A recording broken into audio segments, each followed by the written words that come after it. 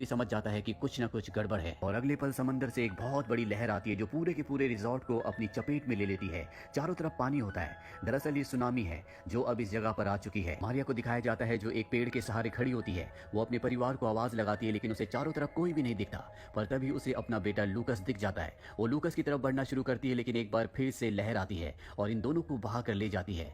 पर मारिया की किस्मत अच्छी होती है कि लूकस उसे देख लेता है जो मलबे के ढेर के पास पड़ी होती है और अब लूकस अपनी मॉम मारिया के पास आ जाता है। ये दोनों के दोनों उस तरफ बढ़ना शुरू कर देते हैं जहां पर पानी कम होता है। यहाँ पर मारिया के पैर को दिखाया जाता है जो बहुत जख्मी है लेकिन वो अपने बेटे लूकस को नहीं बताती क्योंकि वो नहीं चाहती कि वो भी हताश हो जाए। और तभी लूकस को एक बच्चे की आवाज आती है।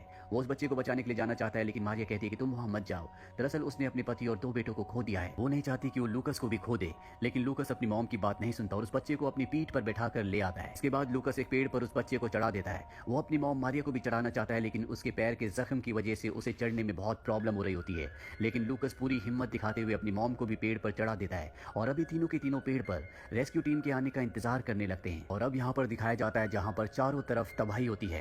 कुछ देर बाद यहाँ पर यहाँ के लोकल गाँव वाले आ जाते हैं। लूकस और उसकी मॉम को देख लेते हैं। लूकस की मॉम मारिया बहुत ज्यादा जख्मी है इसीलिए उसे उठाकर ले जाया जाता है। और जब मारिया हॉस्पिटल पहुंचती है तो दिखाया जाता है कि चारों तरफ जख्मी लोग हैं। हॉस्पिटल पूरी तरह से भरा हुआ है। टीवी पर भी यही न्यूज चल रही होती है कि सुनामी ने बहुत तबाही मचाई है।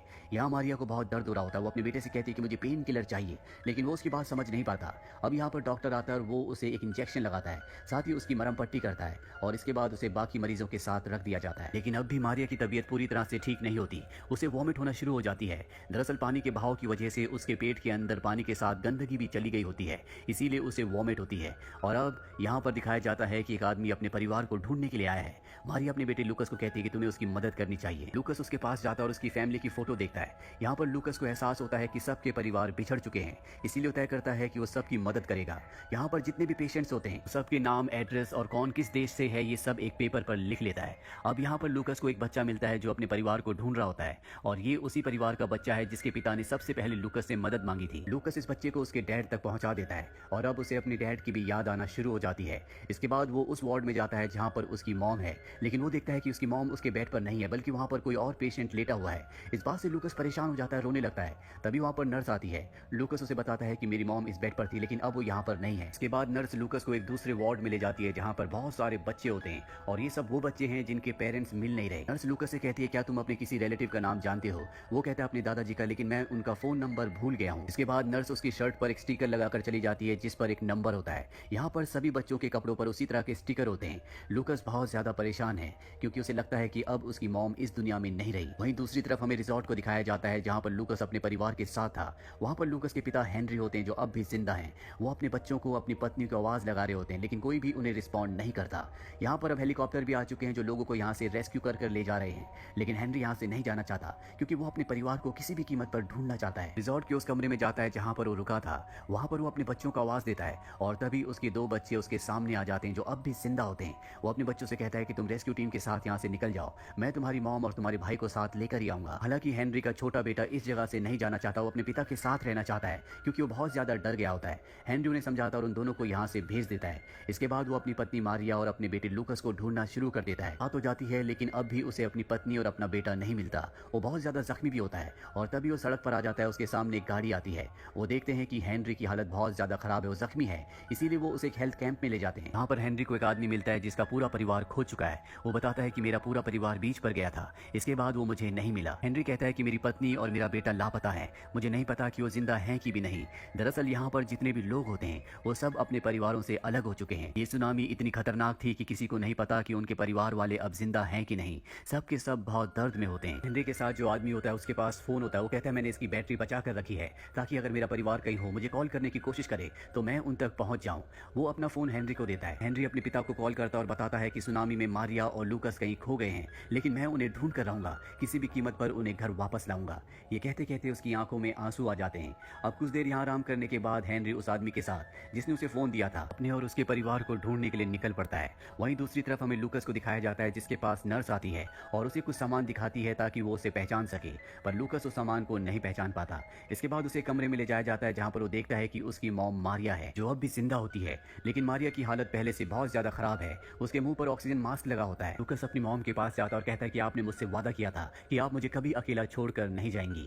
और अब लूकस को बताया जाता है है कि तुम्हारी मॉम को सर्जरी की जरूरत थी, इसीलिए हम उन्हें वहां से ले गए थे, लेकिन किसी ने उनकी रिपोर्ट चेंज कर दी, जिस वजह से हम उनके बारे में तुम्हें कुछ भी नहीं बता पाए। और अब भी तुम्हारी मॉम को एक सर्जरी की जरूरत है, जिसके बाद शायद तुम्हारी मॉम ठीक हो जाए। वहीं हमें हेनरी और उस आदमी को दिखाया जाता है जो दोनों अपने परिवार को, अपने बच्चों को ढूंढ रहे होते हैं। ये एक एक करके हर एक रेस्क्यू कैंप में जाते हैं, हर एक हॉस्पिटल में जाते हैं, लेकिन इन्हें अपना परिवार कहीं पर भी नहीं मिलता। और अब हेनरी उस हॉस्पिटल में पहुंच जाता है जहां पर उसकी पत्नी मारिया और उसका बेटा लूकस है। वहीं मारिया को दिखाया जाता है जो अपने बेटे लूकस से कहती है कि जाओ और पानी लेकर आओ। वो बाहर पानी लेने जाता है जहां पर उसके पिता हेनरी भी हैं। वो उसके आसपास ही होते हैं, लेकिन ये दोनों एक दूसरे को नहीं देख पाते। और अब हेनरी उस जगह पर भी आता है जहां पर मारिया है, लेकिन वो पर्दे के पीछे होती है, इसीलिए वो उसे नहीं देख पाता।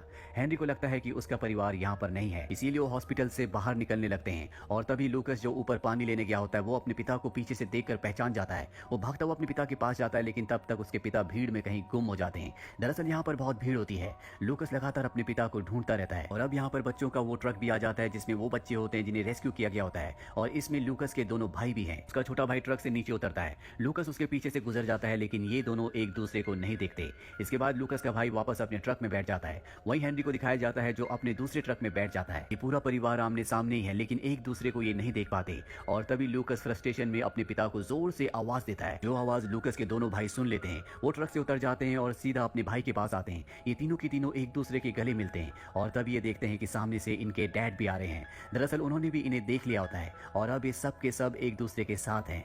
यहाँ पर हेनरी के साथ वो आदमी जो अपने परिवार को ढूंढ रहा होता है, वो ट्रक ड्राइवर से कहता है कि अब हमें चलना चाहिए। हेनरी के लिए रुकने की कोई जरूरत नहीं है, क्योंकि उसे उसका परिवार मिल चुका है। इसके बाद ये सब के सब मारिया के पास आ जाते हैं। मारिया की हालत बहुत ज्यादा खराब होती है। वो हेनरी से कहते हैं कि अब मैं शायद नहीं बचूंगी। हेनरी उसे कहता है कि तुम जरूर बचोगी और हम हमेशा एक दूसरे के साथ रहेंगे। इसके बाद मारिया को सर्जरी करने के लिए ले जाया जाता है, जहां पर एक और लेडी होती है जिसकी अभी अभी सर्जरी हुई है। और वो लेडी मारिया से कहती है कि मैंने अपनी पूरी ताकत को बचा कर रखा है ताकि मैं एक आखिरी बार अपने परिवार को देख सकूं।